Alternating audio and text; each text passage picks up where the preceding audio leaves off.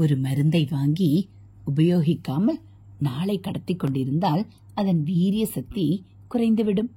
அப்படியே மந்திரங்களை அபியாசம் செய்யாமல் இருந்தால் அந்த மந்திரங்களின் வீரிய சக்தி குறைந்துவிடும். நம்முடைய துன்பத்தை நாம் பெரிதாக எண்ணிக்கொண்டிருக்கிறோம்.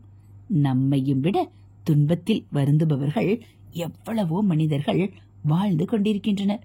அவர்களுக்கு நாம் ஏதாவது உதவி செய்ய நினைக்க வேண்டும். தர்மம் செய்ய நினைத்தால் பலன்களை எதிர்பார்த்து செய்யக்கூடாது. யாருக்கு என்ன கொடுக்க வேண்டும் என்பது நம் வேலையல்ல, அது ஈஸ்வரன் வேலை என்கிறது உபனிஷதம். இயற்கையில் மாறுதலுக்கு உட்படாதது என்று எதுவுமே இல்லை. சகலமும் மாறிக்கொண்டேதான் இருக்கிறது. சில மாறுதல்கள் மட்டும் நம் கண்ணுக்கு தெரிகின்றன. மலையும் சமுத்திரமும் கூட காலக்கிரமத்தில் மாறிக்கொண்டுதான் இருக்கின்றன. ராமநாமத்தை தாரக மந்திரம் என்று குறிப்பிடுவார்கள். தாரகம் என்றால் பாவங்களை பொசுக்கி மேன்மைப்படுத்துவது என்று பொருள்.